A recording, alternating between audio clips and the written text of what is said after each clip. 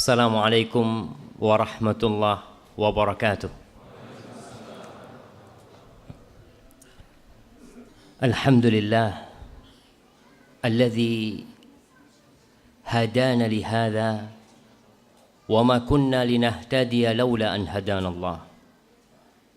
Segala puji bagi Allah Jalla Jalaluh, karena memang hanya Dia yang pantas untuk dipuji atas hidayah yang Allah berikan kepada kita. Kita ini bisa datang ke masjid karena hidayah Allah. Di antara ribuan orang yang keluar dari rumahnya, ternyata Allah memilihkan antum-antum semua untuk datang ke rumah Allah.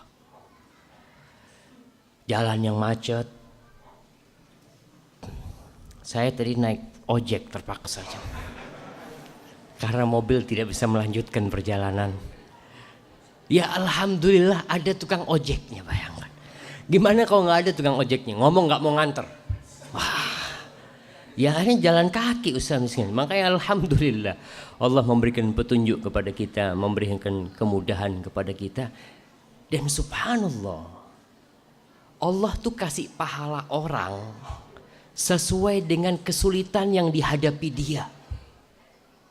Al-ajru biqadril masyaqqah. Nggak sama yang naik ojek sama yang naik mikrolet, pahalanya sama. Yang naik mobil pribadi sama AC, sama satu naik mobil yang disetater 5 kali baru hidup. Itu insya Allah sampai ke masjid ini syukurnya lebih besar daripada yang naik mobil pakai SUV. Alhamdulillah bisa sampai ke sini. Perkara pulang gampang. Allah kata dia. Harusan Allah nanti pulang. Sekarang ikut kajian dulu, masya Allah. Alhamdulillah yang memberikan hidayah kepada kita. Kita bisa mengenal Allah, mengenal Rasulullah Sallallahu Alaihi Wasallam. Semoga doa ini nih, Alhamdulillahilladzi hadana lihada, itu adalah bacaan para penghuni surga. Semoga kita juga bisa baca itu kelak nanti. Allahumma inna nas'aluka al-jannah wa na'udzubika minan nar. Allahumma salli wa sallim wa zid wa barik wa an'im ala habibika wa rasulika Muhammad sallallahu alaihi wasallam.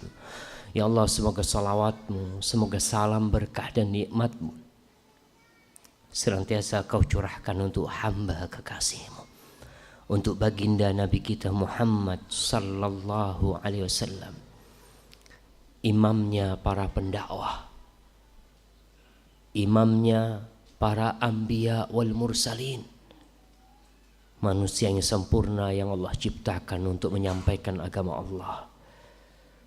Dan semoga salawat itu bersambung untuk istri-istri beliau, yang terutama untuk Khadijah. Bagaimana peran Khadijah begitu besarnya demi sampainya dakwah nih kepada kita nih. Dengan hartanya, dengan segala kemampuannya, Khadijah lah yang mendampingi Rasulullah Sallallahu Alaihi Wasallam di masa sulit beliau. Ketika kaumnya meninggalkan Rasul Sallallahu Alaihi Wasallam, memboikot beliau, Khadijah tetap memberikan kasih sayang dan pelukan hangatnya untuk Rasulullah Sallallahu Alaihi Wasallam. Salah satu tauladan untuk para istri, bagaimana dia mendampingi suaminya dalam mengarungi kehidupan ini. Dan semoga salawat itu bersambung untuk istri-istri beliau yang lain, untuk Aisyah radhiyallahu taala anha yang meriwayatkan hadis-hadis Nabi buat kita. Kita tahu tuh bagaimana kondisi Rasulullah Sallallahu Alaihi Wasallam di kamar mandi, apa yang beliau makan, bagaimana beliau tidur, bagaimana beliau keluar dan masuk rumahnya. Itu hadis-hadis Aisyah radhiyallahu taala anha yang meriwayatkannya. Dan istri-istri Rasulullah Sallallahu Alaihi Wasallam yang lainnya. Dan semoga salawat itu bersambung untuk putra-putri beliau, yang terutama untuk Fatimah radhiyallahu taala anha, dan untuk cucu-cucu Rasulullah sallallahu alaihi wasallam, serta untuk seluruh sahabat Nabi radhiyallahu taala anhum ajma'in. yang terutama untuk Abu Bakar, Umar, Uthman dan Ali radhiyallahu taala anhum. Amma ba'd. Ma'asyiral muslimin rahimakumullah. Tanggal berapa? Tanggal 24. 26. Ya, tanggal 6 katanya jemaah. Masih ada yang tanggalannya tanggal 6. Ganti tanggalannya jemaah. Tanggalnya 24 Muharram 1437 Hijriah. Tema kita adalah 1001 jalan menolong agama Allah. Kalau setiap jalan kita bahas dalam 1 menit, berapa menit kita butuh? 1001 menit. Berapa jam tuh jemaah? Antum bisa bayangin. Kita kayaknya makan malamnya sambil sahur nanti. Wallahu a'lam bishawab. Tapi kita akan bahas yang bisa kita bahas. Apabila kita melihat kondisi umat manusia dan umat Islam. Umat itu ada 2. Kalau kita baca buku-buku tentang dakwah, ada yang disebut ummatul ijabah, ada yang disebut ummatul dakwah. Ada umat ijabah, yaitu umat yang sudah menjawab dakwah ini. Ada umat yang sudah masuk Islam. Ada umat yang masih perlu didakwain terus. Dan umat yang sudah masuk Islam ini tetap harus didakwain. Tapi ada cara-cara yang mungkin berbeda ketika berdakwah kepada mereka dan berdakwah dengan orang yang sudah masuk Islam. Dan bila kita melihat kondisi dunia, saudara-saudara kita di berbagai penjuru dunia, subhanallah, umat Islam itu benar-benar seperti yang disabdakan oleh Rasulullah sallallahu alaihi wasallam. Tada'a alaikumul umam, yushiku an tada'a alaikumul umam kama tada'al akalatu ila qas'atiha. Orang-orang tuh hampir-hampir mengeroyok kalian. Seperti orang yang mengeroyok makanan, yang saling manggil, yuk makan. Kita nanti lihat, kita makannya nih prasmanan apa kotakan? Tanyak doang. Hah? Prasmanan, oh prasmanan, hati-hati nih. Prasmanan itu banyak orang yang maunya sendiri. Nggak tahu di belakang masih ngantri, dia abisin aja yang depannya. Kan rezekinya beda-beda. Allahu Akbar, lihat tuh. Belakangnya masih banyak orang tuh. Orang kalau makan satu nampan tuh biasanya saling panggil ya. Kalau baru 3 orang ya, sini, satu lagi. Kurang, satu lagi, terus. Seperti itu yang akan terjadi dengan umat Islam. Musuh-musuh itu akan mengeroyok umat Islam. Seperti orang yang lagi mau makan bareng tuh. Para sahabat bertanya, awamin qillatin nahnu yawma idzin ya Rasulullah. Kita dikeroyok pada waktu itu karena jumlah kita sedikit. Seharusnya orang yang dikeroyok tuh jumlahnya sedikit. Seharusnya. Tapi kata Rasul sallallahu alaihi wasallam, bal antum yawma idzin katsir. Kalian pada waktu itu banyak jumlahnya. Banyak. Walakinnakum ghutha'un ka ghutha'is sail. Tapi kalian seperti buih yang diombang-ambingkan di lautan, di banjir tuh. Enggak punya pegangan. Enggak berbobot Islamnya. Naam. Islam cuma asal Islam. Banyak orang Islam di Indonesia. Ini hampir 90%. Tapi yang ke masjid berapa persen? Kita tanya sama takmir masjid sini nih. Masjid Muhajirin. Masjid Muhajirin itu masjidnya orang-orang yang hijrah. Berapa kalau salat duhur di sini berapa? Hah? 2 shaf, masya Allah. Salat maghrib 4 atau 5. Itu berapa persen yang sholat di masjid ini? 15%, alhamdulillah.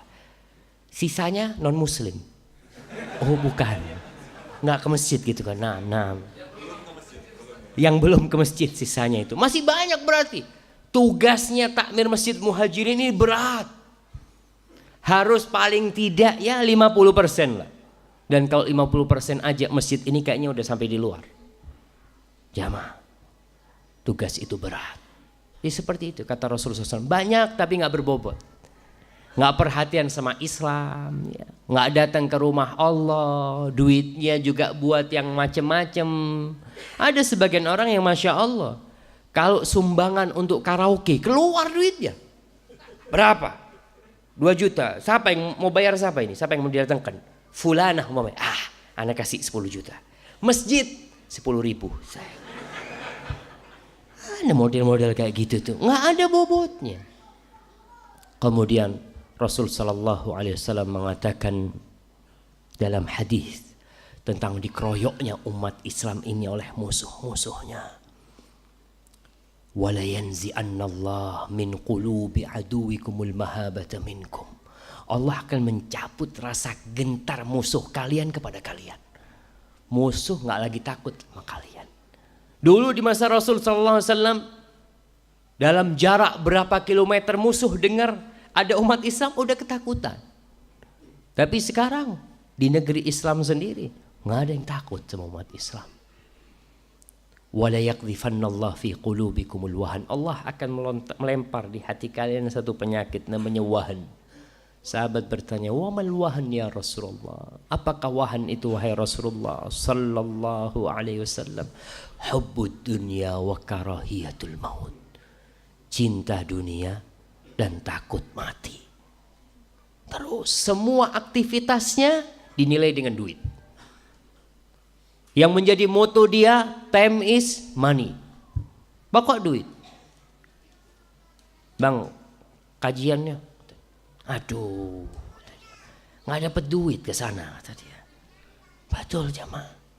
Ada seorang muslim di Jember nih kejadian. Ada seorang pas sudah adzan dia mau pulang, padahal dekat masjid. Kata sahibnya, ente sholat di sini kata dia.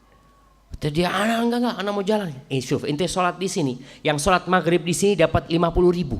Benar kata dia. Iya kata dia. Iya bismillah. Sholat dia mah. Itu sama sahibnya dikasih fulus 50 betul. Nanti kasihkan ke dia 50.000. Ente kalau sholat maghrib di sini, sholat isya di sini, dan sholat subuh dapat 150.000. Masya Allah enak banget ya kata dia. Dikasih pulang, kasih duit dia. Kita bisa bayangin kalau semua yang sholat di masjid sini dikasih duit 50.000. Kira-kira sampai mana yang sholat ini jamaah? Nah, bisa sampai jalan-jalan sana tuh jamaah. Orang luar pada datang semua mau sholat di sini. 50.000. Hubbud dunya, cinta dunia, wa karahiyatul maut. Apa mau dibawa mati tuh duitnya? Nggak bakalan. Yang kita bakal bawa tuh sholat kita tuh, yang akan mendampingi kita dalam kubur kita. Maka kalau kita melihat kondisi umat Islam tuh banyak yang hidupnya hanya seputar rumah, restoran, tempat kerja, toilet, rumah lagi. Terus seperti itu. Makan, tidur, kerja. Makan, tidur, kerja. Apa bedanya sama kerbau? Kita lihat kerbau. Kerbau tuh kerja untuk apa? Untuk makan. Makan untuk apa? Untuk kerja. Dia gitu aja. Dia dikasih makan sama bosnya, makan. Habis makan, kerja. Habis kerja, kenapa dia semangat kerja? Karena mau dikasih makan. Setelah makan dia buang. Setelah itu kawin, punya anak. Udah seperti itu. Banyak di antara kaum muslimin yang hidupnya seperti ini. Dan ini tugas kita. Bagaimana orang yang jauh dari masjid bisa dekat ke masjid. Bagaimana saudara-saudara kita yang muslim tapi nggak sholat bisa sholat. Bagaimana wanita-wanita yang mungkin nggak berbakti sama suaminya bisa berbakti sama suaminya. Bagaimana wanita-wanita yang nakal itu bisa kembali menjadi wanita-wanita yang soleha. Dan itu adalah tugas kaum muslimin. Allah berfirman, kuntum khaira ummatin ukhrijat linnas. Kalian adalah sebaik-baiknya umat yang dikeluarkan bagi umat manusia. Ta'muruna bil ma'ruf wa tanhauna 'anil munkar wa tu'minuna billah. Ta'muruna bil ma'ruf. Kalian beramar ma'ruf. Menyuruh kepada yang baik. Wa tanhauna 'anil munkar. Dan mencegah kemungkaran. Seorang muslim ya seperti itu. Ketika melihat satu kebaikan yang seharusnya dilakukan oleh seseorang, dia tidak melakukannya, Kita perintahkan. Ada orang kadang-kala masuk masjid langsung duduk. Ya, kita lihat tuh.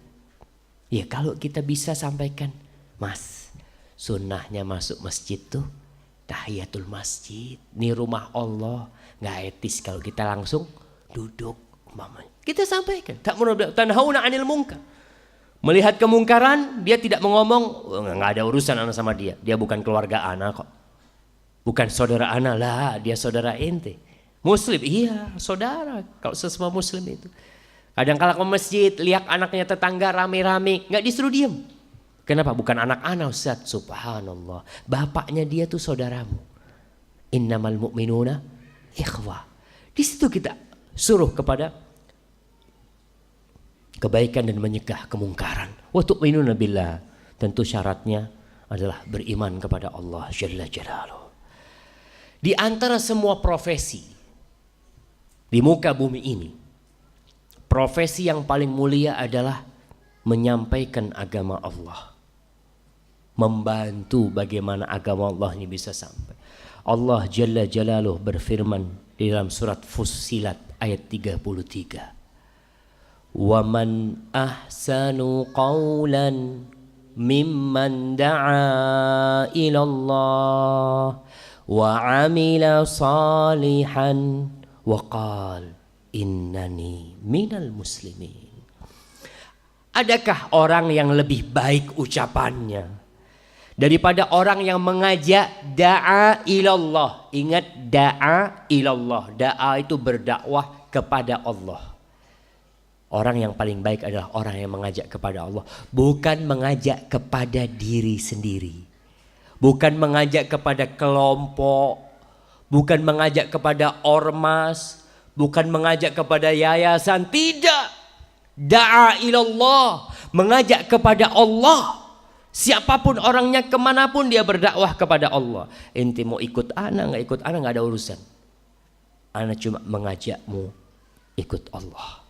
Nabi kita Muhammad sallallahu alaihi wasallam, Allah mengatakan, ud'u ila sabili rabbik. Muhammad alaihi salatu wassalam, berdakwahlah, ajaklah orang-orang ke jalan Tuhanmu, ke jalan Rabbmu. Qul hadhihi sabili ad'u ila Allah ala basirah. Katakan Muhammad, ini jalanku, aku mengajak ilallah, kepada Allah ala basirah, di atas ilmu dan amal soleh. Ana wa manittaba'ani, aku bersama orang-orang yang mengikuti aku.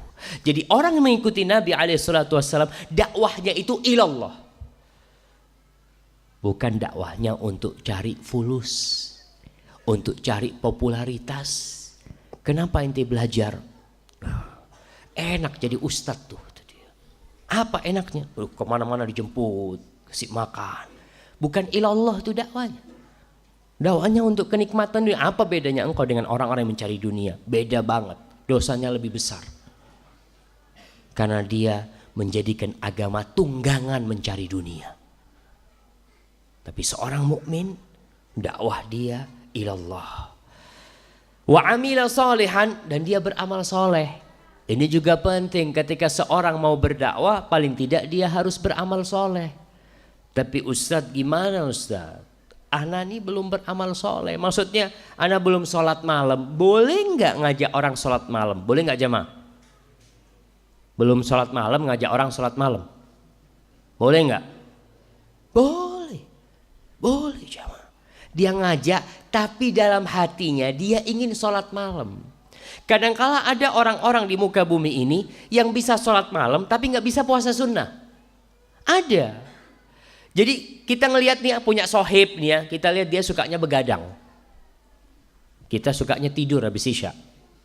Kita ngomong, ente kan susah sholat malam, susah tidur malam tuh. Usahakanlah ente itu sholat malam, pahalanya sholat malam dia jelasin ya. Seakan-akan dia orang yang sholat malam gitu, padahal dia nggak sholat malam gitu. Jelasin gitu. Nggak apa-apa, tapi niatnya dia ingin mengamalkan, bukan membohongin orang.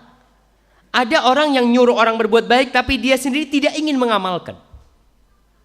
Dia sekedar sebagai khatib Dimashq. Ada cerita tuh. Ada cerita namanya Khatib Dimashq, penceramah Damaskus. Oh, ini orang ini ceramah khutbah Jumat. Biasanya itu rumahnya khatib sama imam tuh di sebelahnya masjid. Rumahnya di sebelahnya tuh. Habis sholat Jumat, si suami ini biasanya makan makanan yang enak ya, prasmanan lah, semuanya ada. Tahu-tahu si istri dengar suaminya ceramah Jumat, menyuruh orang bersedekah, menyuruh orang berbuat zuhud, agar tidak duniawi, agar mencari dunia untuk akhirat ya. Lan tanalul birra hatta tunfiqu mimma tuhibbun. Kau tidak akan mencapai tingkat kebaikan sampai menginfakkan yang kau cintai. Istrinya dengar di rumah. Masya Allah, katanya kayaknya suamiku berubah ini, kata dia. Tuh makanannya dia sedekahkan jemaah ke tetangga-tetangganya.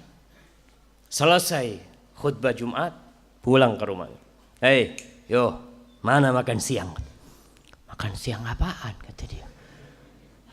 Ana sudah sedekahkan sama tetangga. Ana pikir ente udah berubah, kata dia. Kata suaminya, ana tuh ceramah buat orang-orang Damaskus, bukan buat ente, kata dia. Subhanallah. Yang seperti ini berbahaya. Itu yang kelak akan diazab oleh Allah Jalla Jalla ketika menyuruh orang berbuat baik. Atamuruna an-nas bil birri wa tansawna anfusakum. Kau menyuruh orang berbuat baik, kau lupa dengan dirimu sendiri. Itu yang berbahaya. Tapi kalau kita nyuruh orang sholat malam, kita tahu pahala sholat malam. Tapi sebagian orang nggak bisa, jamaah. Berat dia ya, karena mungkin dia pulang kerja kecapean. Tapi ada orang yang kerjanya santai, sampaikan. Tapi syaratnya ingat, orang yang mengajak kepada Allah wa amila solehan, dia beramal soleh. Dia harus mengamalkan apa yang dia dakwakan semampu dia. Terus bagaimana Ustadz kalau dia tidak menyampaikan karena dia merasa nggak nyaman? Ana belum sholat malam, masa nyuruh orang sholat malam? Dosa 2 kali dia. Karena seharusnya dia memberitahu saudaranya tentang amal kebajikan, dia tidak memberitahu dia. Kasih tahu, mungkin dia bisa mengamalkan. Wadalu 'alal khairi kafa'ilihi. Orang yang menunjukkan orang lain berbuat baik, dia pahalanya sama. Pernah pada suatu hari datang kepada Rasulullah SAW seorang lelaki minta supaya dikasih kendaraan lah, mau ikut, dia nggak punya kendaraan. Rasulullah SAW mengatakan nggak ada kendaraan, tapi coba kau berangkat ke Fulan. Kau berangkat ke Fulan, mungkin Fulan punya. Berangkat ke Fulan, dikasih kendaraan. Lalu Rasulullah SAW mengatakan ad-dalu 'alal khairi kafa'ilihi. Orang yang menunjukkan kepada kebaikan itu seperti orang yang berbuat pahalanya. Maka tunjukkan kepada kebaikan, tapi kita berusaha untuk mengamalkannya. Kalau punya kita akan memberi. Wa qala innani minal muslimin. Dan orang ini mengatakan aku termasuk orang-orang yang berserah diri kepada Allah. Aku muslim, menyerahkan semuanya kepada Allah Jalla Jalaluh. Ma'asyiral muslimin rahimakumullah. Al-Hasan Al-Basri ketika membaca ayat ini, dia memberikan pujian kepada orang yang berdakwah dengan pujian yang Masya Allah. Dia mengatakan hadza Habibullah, hadza Safiyullah, hadza khiratu khalqillah. Ini orang adalah kekasih Allah, orang yang pilihan milik Allah Jalla Jalaluh. Ajab Allah fi da'watihi. Dia menjawab panggilan Allah. Wa da'an nas ila ma ajab Allah fi da'watihi. Dia mengajak orang untuk mengamalkan apa yang telah dia lakukan, dan dia beramal soleh serta berkata innani minal muslimin, aku termasuk orang-orang muslim. Hadza khalifatullah. Ini khalifahnya Allah. Inni ja'ilun fil ardi khalifah. Orang yang seperti ini khalifatullah, yang dia mengajak kepada Allah, menyampaikan agama Allah. Para jamaah, tatkala kita mati, ada 3 hal yang akan menemani kita di kuburan, yang akan terus pahalanya mengalir tatkala kita mati. Yang pertama, sedekah jariyah. Yang kedua, ilmu yang bermanfaat. Antum sampaikan. Antum udah mati terus tuh pahalanya ngalir sama kita. Yang ketiga, anak soleh yang mendoakan kedua orang tuanya. Abu Bakar Siddiq radhiyallahu taala anhu, ketika dia masuk Islam, apakah Islamnya Abu Bakar hanya untuk dirinya? Tidak. Langsung Abu Bakar menyampaikan Islam itu. Bahkan ada 5 sahabat yang masuk Islam lewat Abu Bakar As-Siddiq. Siapa saja mereka? Anak kasih hadiah. 5 sahabat yang sholatnya, yang rukuknya, yang zakatnya, yang puasanya terus ada di timbangannya Abu Bakar As-Siddiq. Karena Abu Bakar yang ngajak mereka kepada Allah. Siapa tuh 5 sahabat? Semuanya dijamin masuk surga. Mana yang mau angkat tangan? Angkat tangan yang jawab. Utsman bin Affan. Terus? 1, ya Allah, nggak apa-apa lah, kasih hadiah. Yang kedua, angkat tangan yang mau jawab 6. Sa'ad bin Abi Waqqas. Terus? Bilal bin Rabah. Oke, nggak apa-apa. Udah nggak apa-apa, kasih hadiahnya tuh. Antum mau jawab juga? Abdurrahman bin Auf. Betul. Terus? Nggak apa-apa, 1. Kasih hadiah, mumpung banyak hadiahnya di sini. Terus siapa? Zubair bin Awam. Masya Allah. Kirim sana belakang tuh. Pinjam Zubair bin Awam. Siapa lagi jamaah? Masya Allah. Siapa yang jawab? Talha. Kasih itu sana tuh yang jawab Talha. Talha bin Ubaidillah. Tuh 6 nih jadinya sama Bilal bin Rabah ya. Tuh pahalanya ada di mana? Di Abu Bakar Siddiq. La yahdiyallahu bika rajulan wahidan khairun laka min humrin na'am. Orang dapat hidayah lewat engkau. Allah membuat hidayah kepada fulan gara-gara engkau yang nyampaikan, engkau yang mengatakan, engkau yang membawa dia ke masjid. Para jamaah sekarang ini yang penting jamaah tuh bawa ke masjid aja. Ada banyak saudara-saudara kita nggak pernah ikut kajian, ngomong aja, sudahlah, inti ke masjid dulu lah, dengerin lah, insya Allah di masjid dapat hidayah. Kita bawa ke masjid, lalu besoknya dia dengar ustadznya menyampaikan tentang sholat berjamaah, tentang sholat subuh berjamaah. Dia sadar, ya Allah ya. Besok dia ke masjid, siapa yang dapat pahala? Yang ngajak sama ustadznya dapat juga, jangan ngajak doang. Insya Allah kalau ustadznya ikhlas lillahi ta'ala dapat juga. Yang ngajak dapat, bagi-bagi pahala kita jemaah. Bagi-bagi pahala. Itu lebih baik orang dapat hidayah lewat kita. Itu lebih baik daripada kita dapat hadiah humrun na'am. Humrun na'am tuh apa? Onta merah. Dulu kendaraan paling mahal di Arab sana adalah onta merah. Sekarang nih, makanya kalau kita lihat mobil-mobil yang mewah tuh yang merah-merah gitu kan, seneng banget tuh. Itu lebih baik. Kita kadang-kala ditanya, ente lebih baik mana? Dikasih mobil apa? Mobil Ferrari lah. Ama fulan dapat hidayah lewat engkau. Antum lebih seneng mana? Hah? Bener. Insya Allah nggak kelihatan mobil merahnya dia siapa. Kadang-kala kita ini lebih mikir milih dunia daripada akhirat, jemaah. Subhanallah. Dia mengatakan, iya, sekarang ini Ustaz, nanti Anda cari dakwah yang lain aja lah. Seperti itu. Enggak, ingat, kita harus lihat bahwasanya mobil merah tuh bakal ditinggal. Kita mati bakal rebutan anak-anak kita. Tapi kalau tuh orang yang dapat hidayah lewat kita, kita mati. Datang tuh amalannya terus. Dia sholat, dia ruku, dia sujud. Kita insya Allah akan mendapatkan pahala itu. Para jamaah, siapa yang tahu dengan Sa'ad bin Mu'ad? Ana kasih hadiah. Tahu aja, ya di situ. Masya Allah, kirim ke belakang tuh. Sa'ad bin Mu'ad tuh sahabat Nabi yang ketika meninggal dunia, arsy-Nya Allah bergetar. Dia masuk Islam umur 30 tahun kira-kira. Dan meninggal umur 36 tahun. Tapi arsy Allah bergetar dengan meninggal yang sangat. Kita kadang-kala 50 tahun Islam, nggak ada yang kita berikan untuk Islam. 60 tahun Islam, apa yang kau berikan kepada Islam? Nggak ada. Tapi Sa'ad bin Mu'ad, subhanallah. Ketika dia masuk Islam, dia mendatangi kaumnya, dikumpulkan kaumnya. Kata Sa'ad bin Mu'ad, syuf, kata dia, ingat, kalian tahu siapa aku, kata Sa'ad bin Mu'ad.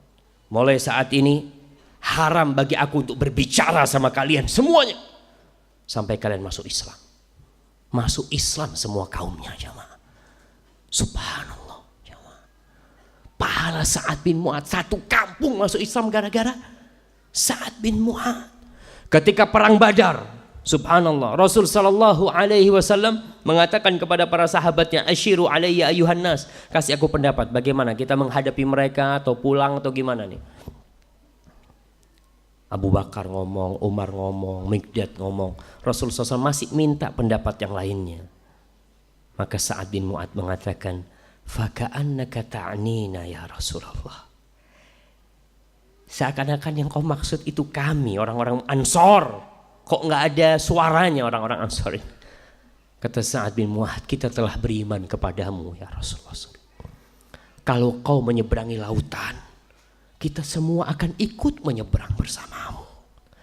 Akhirnya Rasul SAW begitu semangat dengan ucapan Sa'ad bin Mu'adz. Bayangkan ketika tahun ke-5 Hijriah, Sa'ad bin Mu'adz meninggal dunia. Kena panah dia. Kena panah nyasar, akhirnya dia meninggal dunia. Itu arsy Allah Jalla Jalaluhu bergetar. Ma'asyiral muslimin rahimakumullah.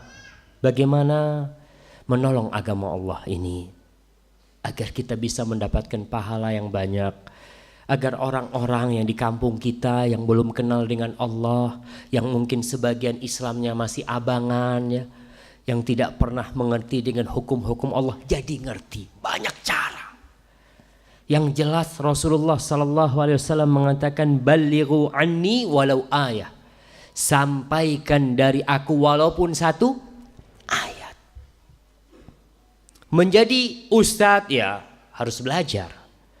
Tapi kalau menyampaikan ya kita hadir kajian ini, dengar nih, dengan ustadz menyampaikan sesuatu, langsung kita sampaikan, pulang. Ingat antum dengan kisahnya tuh orang yang mendengarkan ustadz lagi ceramah menyampaikan fadilah subhanallah wa bihamdih subhanallahil azim. Itu orang awam ya. Dengerin, Masya Allah, kalimatani khafifatani alal lisan thaqilatani fil mizan habibatani lirrahman subhanallah wa bihamdih subhanallahil azim. Dua kalimat yang ringan di lidah, berat di timbangan, dicintai oleh Allah ar-Rahman subhanallah wa bihamdih subhanallahil azim. Itu orang Masya Allah. Dengar ustadz nyampaikan itu, selesai sholat datang ke ustadz, "Ustadz tolong catatkan tuh hadis buat aku." Dicatatin sama ustadz, dihafalin. Subhanallah, ini orang awam. Setiap ketemu orang disampaikan, "Mas, di Arab Sun, ente mau anak kasih amalan." Jadi qala Rasulullah sallallahu alaihi wasallam, "Kalimatani khafifatani 'alal lisan, thaqilatani fil mizan, habibatani lirrahman, subhanallah bihamdi subhanallahil azim." Yang hafalan anak kasih hadiah. Ya.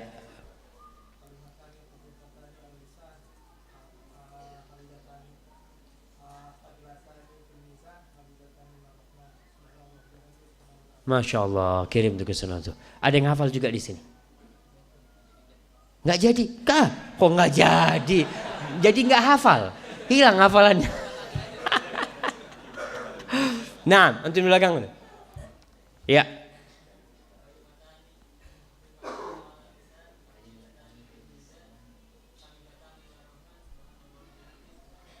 Masya Allah, barakallahu fikum, kirim ke belakang situ. Masya Allah, jemaah. Orang ini setiap ketemu orang, oke, kita tanya, siapa yang sudah menyampaikan hadis ini kepada orang lain? WhatsApp. Zat, kan dakwanya beda sekarang Zat. WhatsApp. Kalau WhatsApp mah habis bukunya ini semua. Pada kopas ya. Taib, dia sampaikan.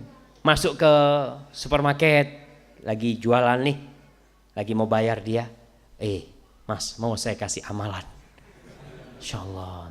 Iya, kasir kan masa mau nolak, nggak mau gitu kan, nggak mau. Dia pasti ngomong iya gitu kan. Padahal dia mau nggak mau, ya orang ini beli sama ana, masa ana mau tolak. Disampaikan seperti itu. Naik mobil, naik bis kota, duduk di sebelahnya, Allahu Akbar ya. Kita ngeliat kadang-kala orang awam tuh semangatnya lebih dari ustadz. Iya jamaah. Datang ustadz kadang-kala diem aja gitu kan.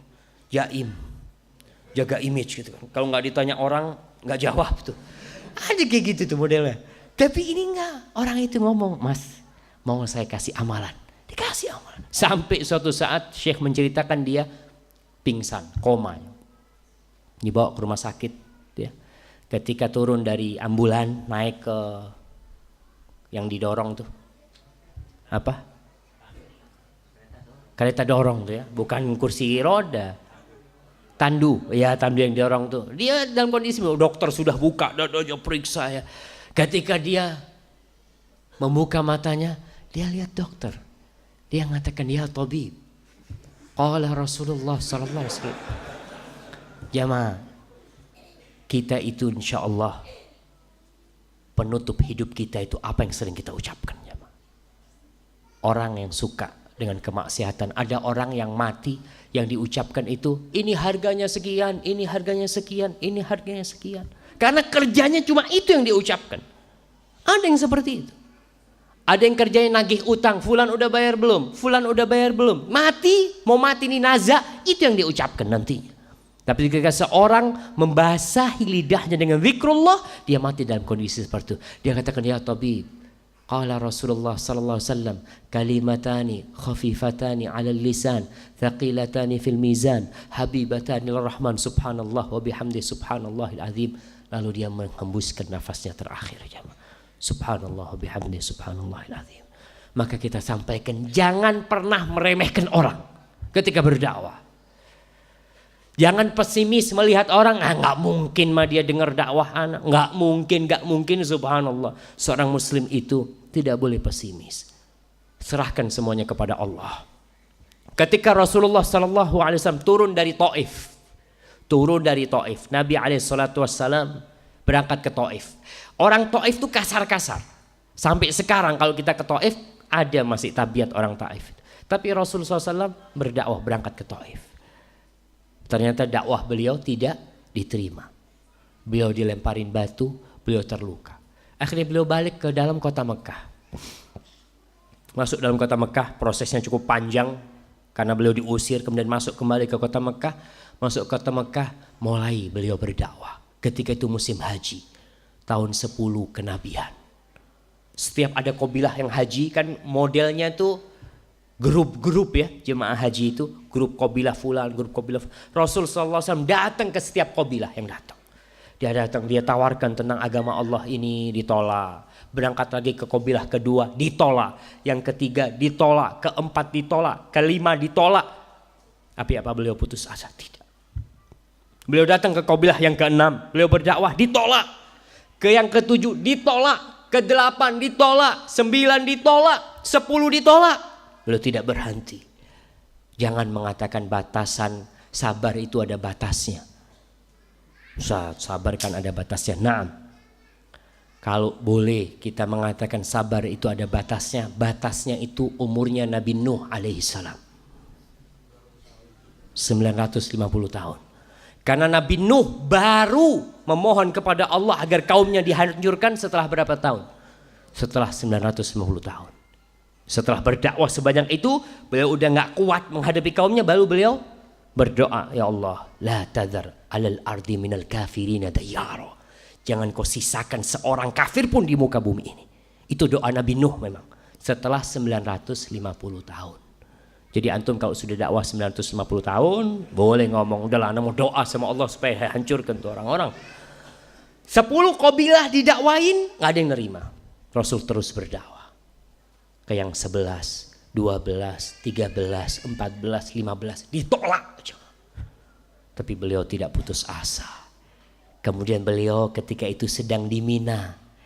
Orang-orang lagi lempar Jumratul Aqabah. Selesai lempar Jumratul Aqabah, mereka cukur tahallul. Dilihat ada 6 orang.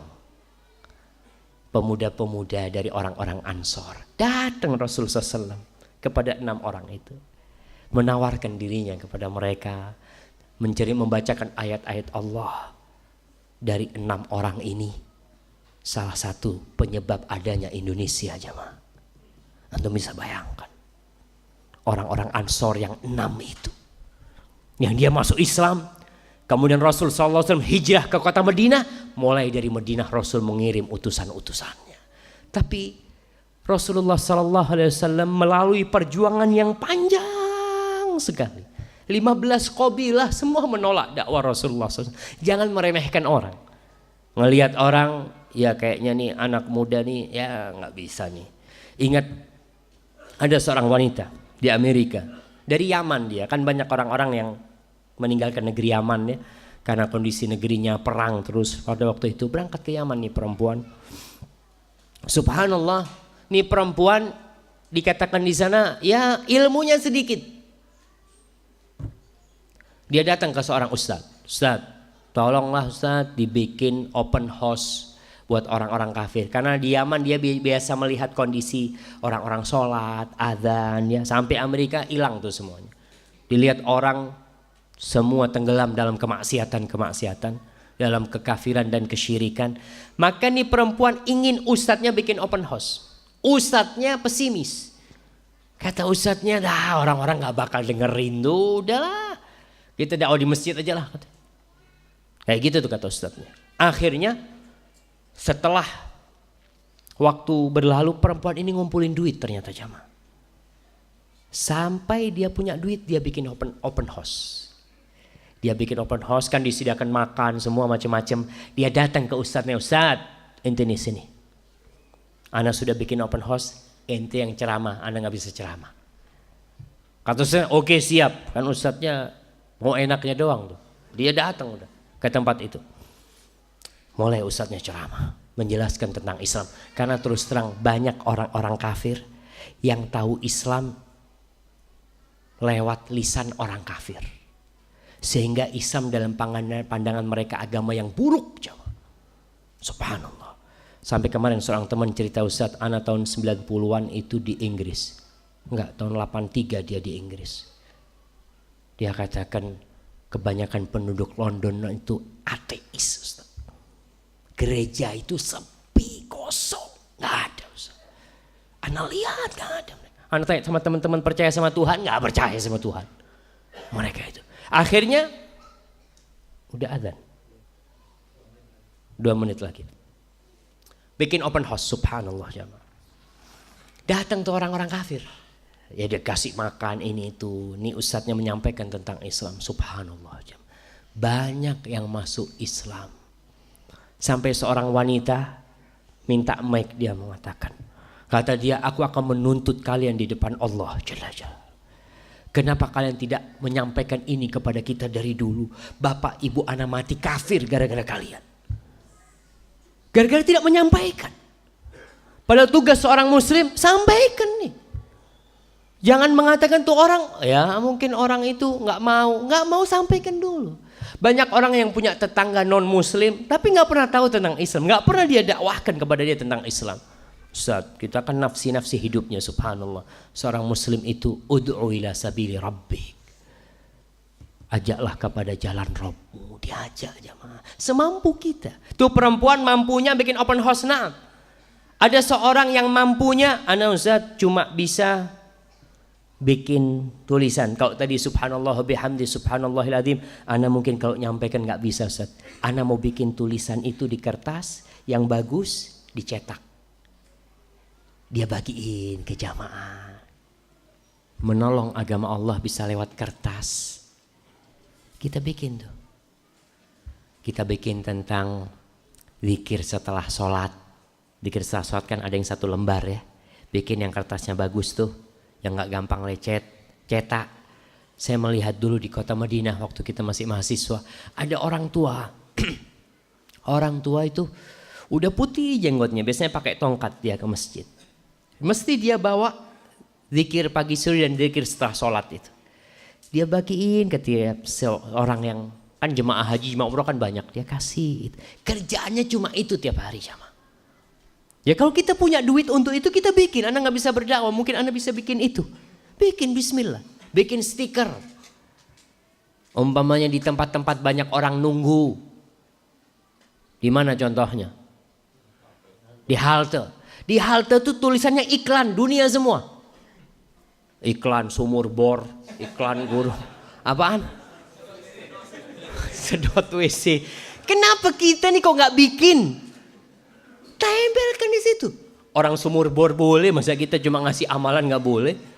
Boleh nggak kira-kira jemaah? Hah? Kalau nggak boleh kan ada yang nyabut nanti. Cabut nggak apa-apa.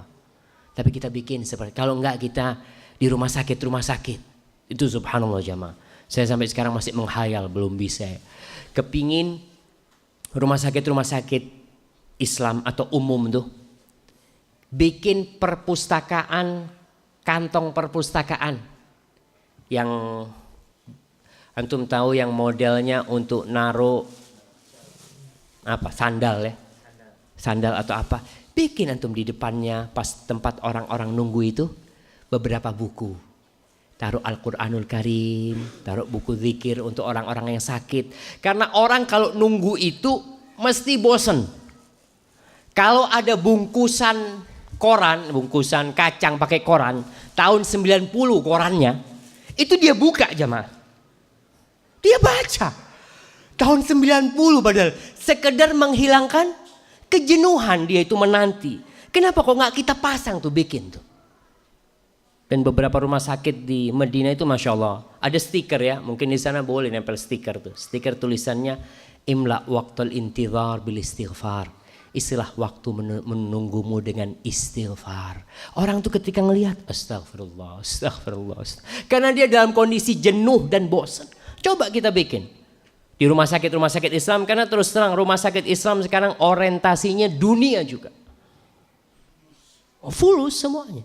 Seorang yang jadi perawat nih, masya Allah tuh perawat tuh seorang yang bisa memasukkan orang lain ke dalam agama Allah dan mengeluarkan orang lain dari agama Allah. Banyak. Salah satu strategi pemurtadan itu lewat rumah sakit.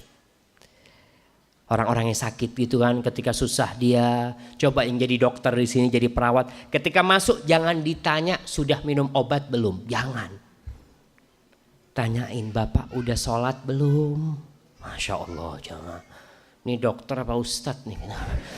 Nggak apa-apa, itu orang sakit lebih percaya sama dokter daripada sama ustadz. Antum kalau dokter ngomong ya, Bapak nih kalau ingin sembuh tolong sholatnya dijaga. Oh iya dok, katanya. Dia percaya. Tapi kalau ustadz, ustadz anak tapi sakit macam-macam. Tapi kalau dokter dia takut nggak dikasih obat sama dokternya. Dikatakan itu sarana untuk berdakwah jamaah. Dan subhanallah di rumah sakit non muslim itu mesti ada salib. Dan kebanyakan salibnya itu di atas jam. Jadi saya punya teman ketika dia di rumah sakit non muslim di Malang. Setiap bangun tidur dia lihat salib mesti. Karena jamnya itu ditaruh di situ. Itu mereka mau melakukan pemurtadan. Nah, memang rumah sakit mereka bebas-bebas mereka melakukan hal itu. Sampai akhirnya teman ini nggak tahan.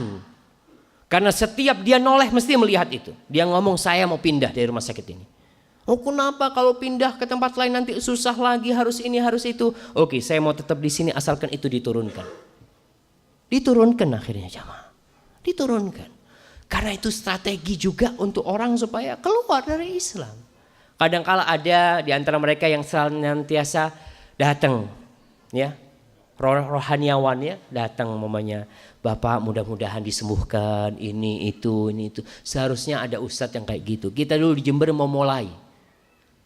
Ingat Ana sudah bikin waktu itu proposal dari kampus ke beberapa rumah sakit, tapi tidak ada jawaban. Padahal rumah sakitnya rumah sakit Islam.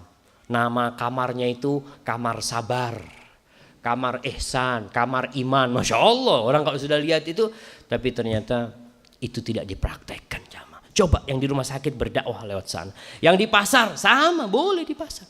Apalagi yang jualan-jualan gorengan tuh. Itu bisa berdakwah, jualan. Saya ingat dulu ada temen dari Jakarta tuh. Dia jualan kebab. Dia ingin atau dia sudah mengamalkan itu, dia cerita sama Ana. Jadi di warung kebabnya itu dikasih layar ya mah. Kasih layar, kan sekarang banyak warung-warung yang ada TV-nya ya, ada apa gitu kan. Dia kasih layar, dikasih video-video pendek. Karena orang lagi nunggu, sekali lagi dia dalam kondisi nunggu kebabnya lagi dimasak tuh, dia nonton tuh. Insya Allah dakwah sudah jemaah, dapat pahala. Kalau orang tuh dapat hidayah lewat dia, dapat pahala. Seorang syekh pernah cerita dalam ceramahnya, sopir taksi di salah satu negeri Arab sana. Supir taksi itu cerita sama Syekh, ana dulu miskin. Ana itu kerja sebagai supir taksi, ikut orang, ada orang tua. Ana ikut, dia dapat bagian berapa persen lah. Ana nyupir, dan ketika itu ana biasa beli kaset, ana setel di taksi. Ada kaset ngaji, kaset ceramah, dia setel. Kalau penumpangnya nggak mau ya dia matikan. Tapi kalau penumpangnya mau dia biarkan. Ini salah satu strategi dakwah. Sudah setel taksinya. Ada yang supir taksi di sini jemaah? Nggak ada. Itu dakwah jemaah. Kalau kita bisa mendakwain supir taksi, masya Allah. Akhirnya dia setel. Sampai dia cerita, ana bisa beli mobil sendiri. Ketika ana bisa beli mobil sendiri, akhirnya ana bisa beli buku-buku, ana punya duit, ana bagikannya kepada orang-orang. Sampai suatu hari ana lagi nyupir taksi, ada seorang wanita yang pakaiannya nggak layak untuk ana naikkan. Tapi nggak tahu kok ana naikkan dia. Berhenti ana. Ini orang melihat wanita, dalam hatinya nggak mau dia berhenti. Tapi subhanallah, ana berhenti. Ini Allah kalau mau kasih hidayah sama orang ya. Dia yang tidak ingin berhenti, tahu-tahu berhenti di situ. Perempuan itu naik kan di belakang sambil telepon. Di negeri Arab, bisa bahasa Arab nih perempuan. Terus telepon macam-macam, ngomong sama sohibnya, ketawa-ketawa. Si supirnya ngomong, tanya, yamin wala shimal. Ini ke kanan apa ke kiri? Lurus, nggak urusan tuh perempuan. Aduh, kata nih orang tua, ya udahlah, ana setel ngaji. Karena tuh perempuan sibuk dengan teleponnya, ana setel ngaji. Ketika ana setel ngaji, suara telepon itu hilang. Syekh itu cerita yang ana setel itu adalah tilawahnya Syekh Sa'ad Al-Ghamidi, surat Maryam. Ketika sampai kepada firman Allah di ayat 90. A'udzubillahi minasyaitonirrajim. Allah berfirman, takadu as-samawati yatafattarna minhu wa tanshaqqul ard wa takhirrul jibalu hadda an da'u lirrahmani walada wa ma yanbaghi lirrahmani an yattakhidha walada in kullu man fis samawati wal ardi illa atir rahmani abda laqad ahsahum wa addahum adda wa kulluhum atihi yaumal qiyamati farda. Perempuan itu pas waktunya turun. Ketika dia turun, ente beli di mana kaset ini? Anak kepingin beli. Dia mengatakan, aku orang Nasrani. Perempuan ini mengatakan, aku orang Nasrani. Antum ketika ngerti bahasa Arab, ayat-ayat ini menceritakan tentang takadus samawat. Hampir saja langit itu pecah dan bumi itu terbelah dan gunung itu hancur. Gara-gara ada orang yang mengatakan Allah itu memiliki anak. Kata perempuan ini, dan aku mengatakan itu, kata dia. Wa ma yanbaghi lirrahmani an yattakhidha walada. Kata nih Syekh, ini ambil kaset ini. Enggak, anak mau beli tadi. Enggak, ini ambil, diambil. Usyhiduk, aku menjadikan kau saksi. Kalau aku tidak lagi mengatakan bagi Allah itu anak. Dia mengatakan asyhadu an la ilaha illallah wa asyhadu anna Muhammad Rasulullah. Bayangkan jemaah. Supir taksi bisa membuat orang lain masuk, bisa. Kita nih jangan meremehkan kemampuan kita. Apa yang kita miliki itu yang kita dakwakan. Kita di kantor, sekali lagi di tempat kerjaan kita, tempat istirahat, mungkin ada yang di mes, kita bisa beli buku, kita bisa taruh di sana. Apa saja yang kita lakukan, insya Allah ada nilainya di sisi Allah. Keberhasilan bukan tugas kita dan bukan urusan kita. Keberhasilan itu milik Allah Jalla Jalaluhu. 'Alal mar'i an yas'a wa laysa 'alaihi idrakun najah. Kewajiban seorang hamba berusaha, berupaya untuk kesuksesan itu tugas Allah Jalla Jalaluhu. Ada cerita lain di Arab juga. Karena yang kita baca ini buku-buku Arab ya. Jadi ceritanya di sono jamaah. Insya Allah di Indonesia juga banyak cerita. Ketika di lampu merah ada anak muda yang lagi nyetel musik-musiknya, nge-rap sambil kepala yang goyang-goyang gitu kan. Ada seorang tua pas parkir di sebelahnya. Orang tua bukan seorang syekh, tapi kalau di Arab tuh semua orang pakai jenggot dipanggil syekh. Padahal dia orang awam, tapi dia punya gairah terhadap agama Allah. Ketika lagi goyang-goyang nih anak muda, syekhnya ini ngomong, Assalamualaikum, Assalamualaikum. Tuh anak muda, Waalaikumsalam, kata dia.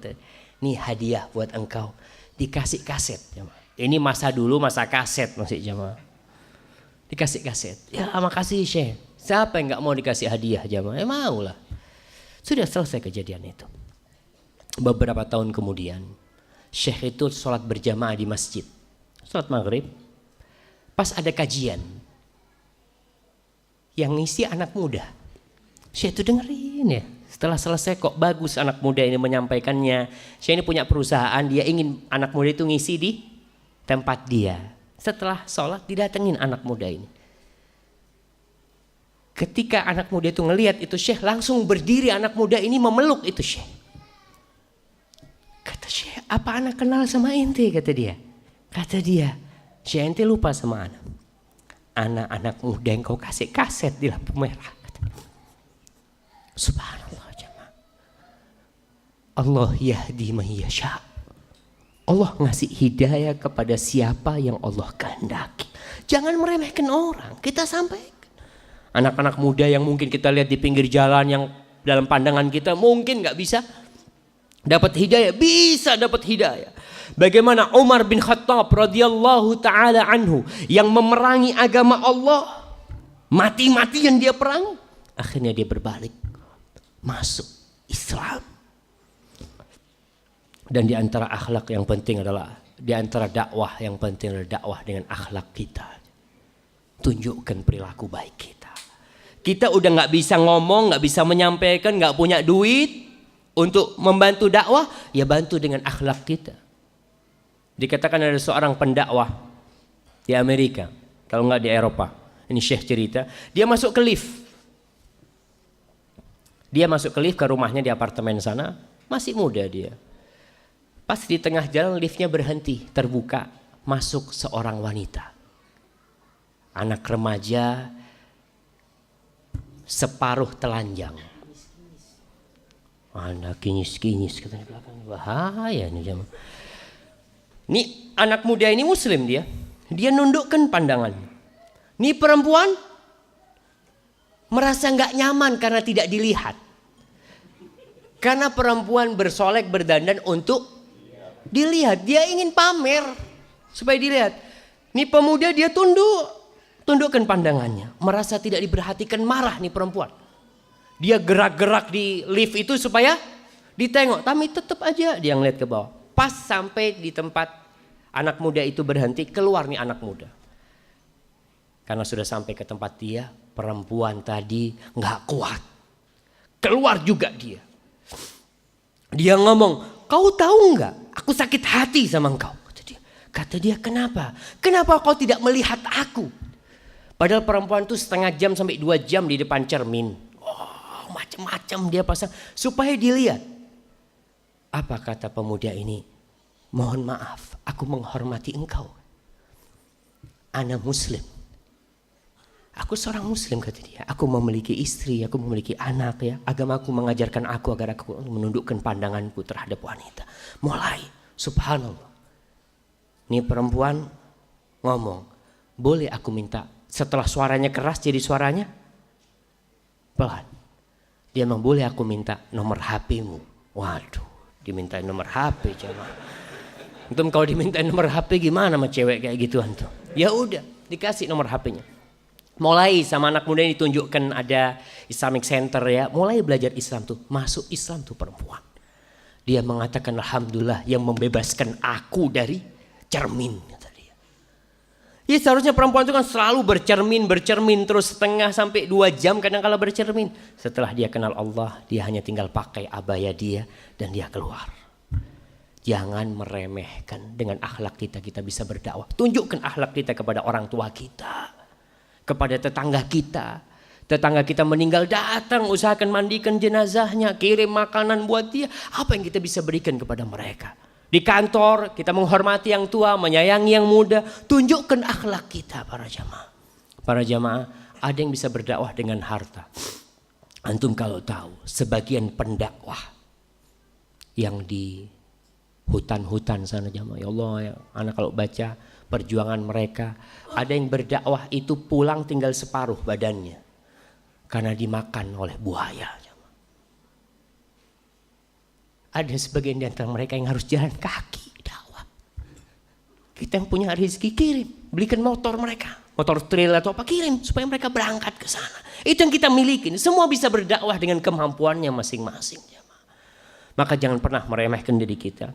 Wabtaghi fima atakallah ad-daral akhirah. Intinya carilah dengan apa yang Allah berikan kepadamu akhirat.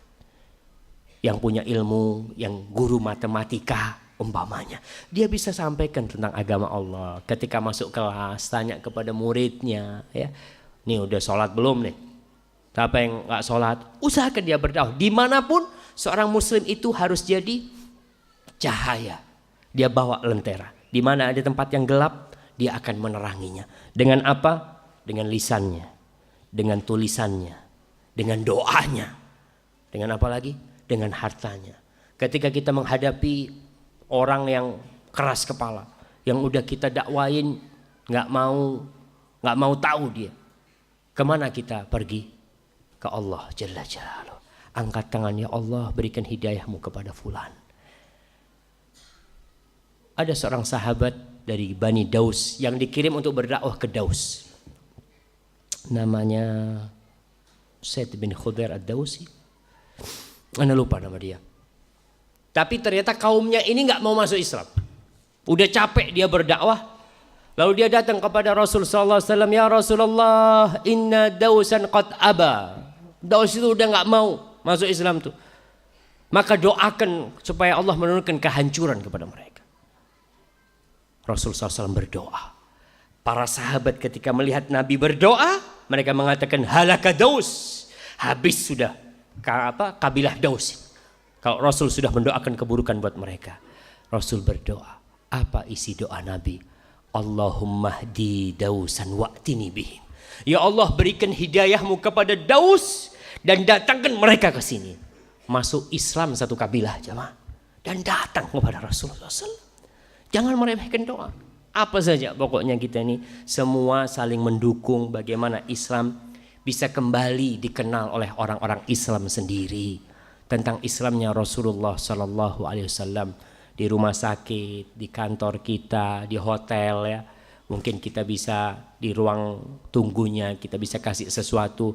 Yang punya laboratorium atau apa di tempat-tempat nunggu itu penting agar kita bisa berdakwah di sana dengan sarana apa saja. Sekarang ada Twitter, ada Facebook, ada macam-macam lah. Itu kita bisa berdakwah di sana, sampaikan, dan hati-hati, jangan gampang-gampang kopas sebelum kita tahu kebenaran informasi di dalamnya. Kadang-kala kita langsung broadcast. Setelah itu, oh afwan banget, ternyata beritanya bohong. Makanya sebelum nyebarin, dan di antara tanda-tanda kiamat itu intisyarul qalam, tersebarnya pena, semuanya bisa nulis. Sampai ada cerita di Arab sana di sebuah toilet, nih cerita di sebuah toilet, ada yang berdakwah di toilet, nggak benar juga tuh jemaah. Toiletnya ini menghadap ke arah kiblat atau membelakangi kiblat. Ditulis di pintu toilet ini, kata dia, bahwasanya toilet itu nggak boleh menghadap kiblat karena itu dilarang di dalam Islam ya, seperti ini. Udah keluar dia. Ada lagi yang masuk, dia komentari di bawahnya, masalahnya ada khilaf di antara para ulama. Datang lagi yang ketiga, kata dia memang masalah ada khilaf tapi pendapat yang rojih ini disebutin. Yang terakhir tulis, jamaah, bahasa Arabnya toilet itu dauratul miyah, Dauratul miyah, tempat air berputar ya, daurah. Apa dia tulis? Ya jamaah, hadhihi dauratul miyah. Wahai jamaah, ini toilet bukan daurah ilmiah. Bukan ente bantah-bantah. Bukan tempatnya jamaah, bukan tempatnya. Maka kita ya tahu diri di mana kita berdakwah dengan segala kemampuan kita. Doa-doa kita bisa bikin di tempat wudhu, doa setelah wudhu ya, stiker kita bikin, kita datang ke takmir masjid, boleh saya tempelin di sini, dakwah termasuk mengenalkan mereka kepada Allah Jalla Jalla. Hadza wallahu a'lam bissawab. Itu yang bisa saya sampaikan. Apabila benar itu dari Allah Subhanahu wa taala, kalau ada yang salah itu dari diri saya sendiri. Allah dan Rasul terbebaskan dari kesalahan itu.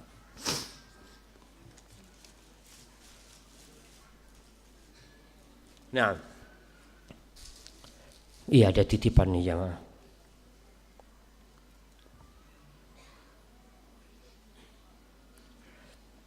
Nah, sebagian besar kisah Ustadz hidayah untuk non-muslim supaya masuk Islam. Apakah sama kedudukan jika berdakwah kepada muslim tapi belum jalankan sunnah supaya jalankan sunnah? Tentunya kita tahu bahwasanya amalan-amalan itu berbeda-beda, bertingkat-tingkat amal kebajikan. Sebagaimana dosa itu bertingkat-tingkat. Dosa yang tidak diampuni Allah syirik. Tapi ada dosa besar, orang berzina, kita dakwain muslim dia tidak berbuat syirik, kemudian dia meninggalkan zinanya, kita akan dapat jamaah pahala dia meninggalkan zinanya itu. Dan harus bijak ketika menyampaikan ya, jangan asal-asalan menyampaikan, kadang-kadang membuat hati orang sakit, tapi insya Allah pahalanya sesuai dengan hidayah yang kita sampaikan kepada dia. Kalau hidayah dari kekufuran, kalau hidayah dari kesyirikan tentu berbeda dengan hidayah yang awalnya nggak sholat di masjid, akhirnya dia sholat ke masjid. Kita akan dapat pahala dia senantiasa ke rumah Allah Jalla Jalaluhu.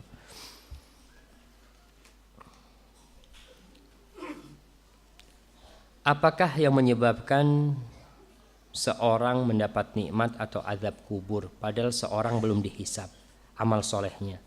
Dan jika mendapat azab kubur seorang mukmin pada saat dihisab bisa saja masuk surga. Barakallahu fikum. Naam jamaah, berkaitan dengan azab kubur, gimana Ustaz? Kita ini dikasih nikmat, dikasih azab di kubur padahal belum ada hisab. Hisab itu sudah ada sebenarnya. Perhitungan itu langsung sama Allah, udah ditulis semua. Allah Jalla Jalaluhu mengatakan, "Waman ya'mal su'an yujza bihi." Barang siapa yang berbuat dosa, pasti Allah balas. Pasti Allah balas. Jadi dibalasnya itu bisa di sini di dunia.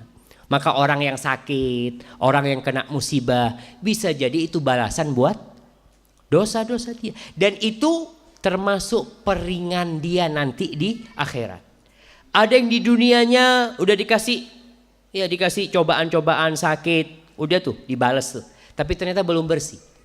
Nanti kata Rasul sallallahu alaihi wasallam, "Wala yazalul bala'u bimri'in." Ada orang yang kena bala terus di dunia ini hatta yamshiya 'alal ardi wa laysa 'alaihi khatiyah, sampai dia berjalan dosanya sudah bersih. Jadi udah dibersihkan di dunia ini. Di kubur ya, ada yang di kuburnya disiksa. Sehingga nanti ketika di akhirat kan sudah selesai. Ada dosa-dosa yang Allah ampuni, ada dosa-dosa yang tidak Allah ampuni. Dosa yang tidak bakal diampuni adalah syirik. Adapun dosa-dosa yang lainnya masih ada harapan Allah mengampuninya. Kalau Allah tidak mengampuni berarti akan ada balasan buat dia. Seperti orang yang membunuh, dia diqisos. Dibalas enggak di dunia? Dibalas. Dia mati. Bisa jadi udah selesai.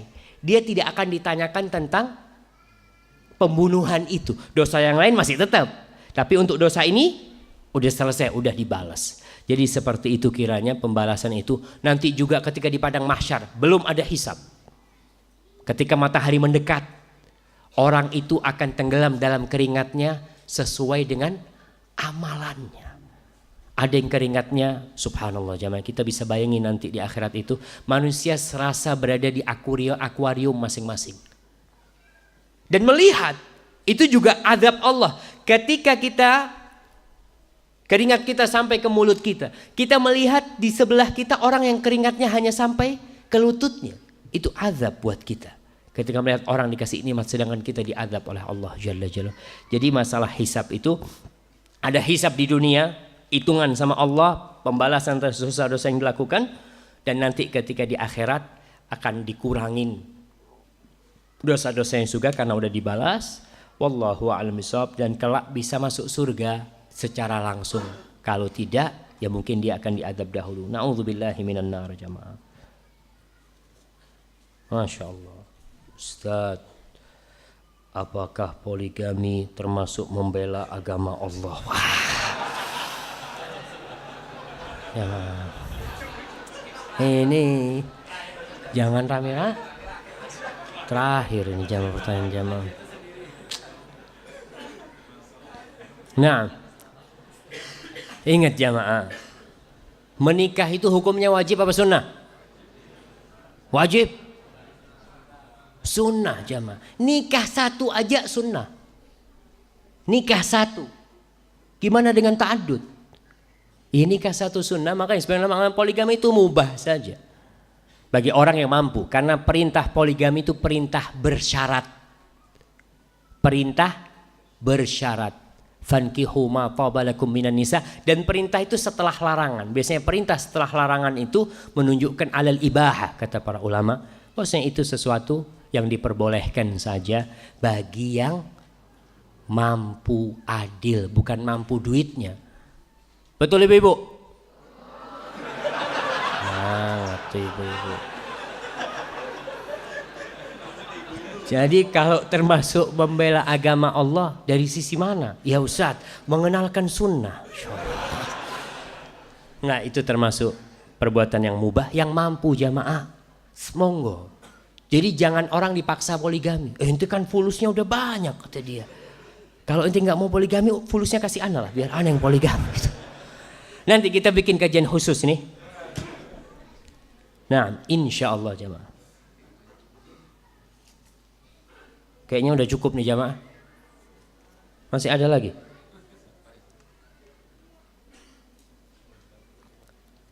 Nah Ustaz, saya punya teman mu'alaf tapi belum mendirikan sholat dan menjalankan apa yang diperintahkan oleh Allah. Apa beliau batal Islamnya? Masya Allah.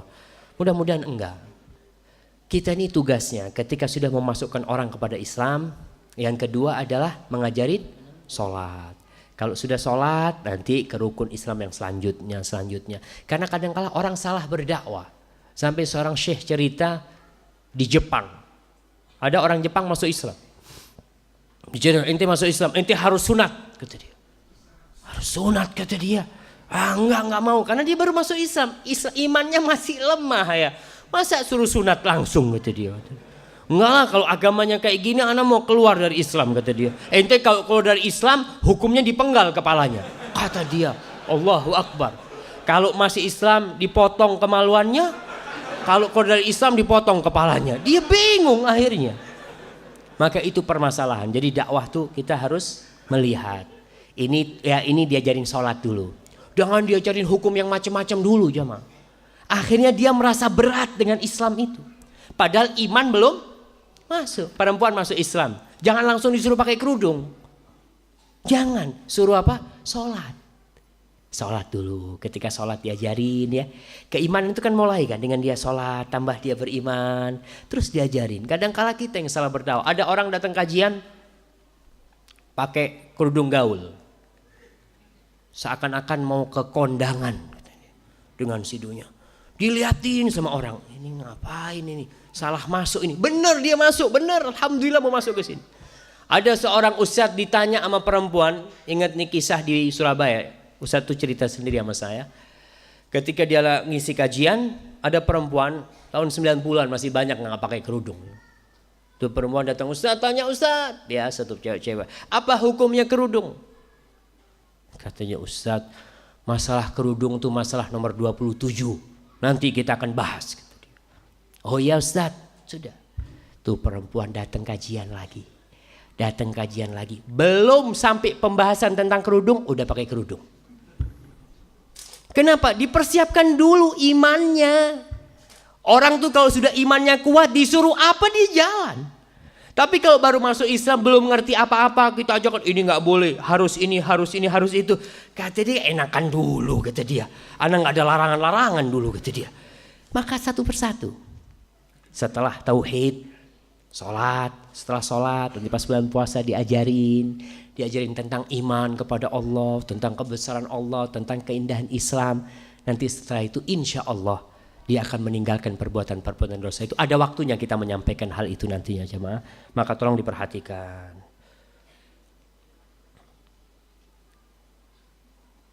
Ustadz, doa sebelum salam yang dihaditskan oleh Rasulullah SAW ada 6. Apakah lebih baik menggunakan doa yang diajarkan tersebut atau doa apa saja diperbolehkan? Rasulullah SAW menyuruh kita memilih. Falyatakhayyar, hendaklah dia memilih. Apalagi kalau kita jadi makmum. Waktu kita cuma sempit.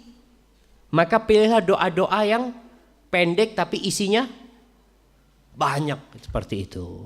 Fadol, yang 6 itu mau ditambah dari doa kita sendiri. Disilahkan. Rasulullah SAW memerintahkan kita untuk memilih doa-doa yang baik. Ya. Hadza wallahu a'lam bishawab. Dan ini pertanyaan terakhir jamaah ya. Ustaz, di lingkungan rumah ana zuhur asar musola di daerah rumah ana kadangkala hanya ana yang sholat. Apa ana masih dianggap sholat berjamaah atau tidak? Apa lebih baik pindah ke tempat yang jamaahnya lebih banyak? Jamaah, niat kita ke masjid sholat berjamaah. Kemudian kita ke masjid nggak ada jamaah, pahala tetap ditulis. Apalagi antum yang adzan, antum yang qomat di sana, subhanallah. Antum jadi imam. Mungkin ada jin yang bermakmum, bisa jadi jamaah, kita nggak tahu. Wallahu a'lam bishawab. Ya, bicara masjid ini anak ingat dengan sebuah kisah.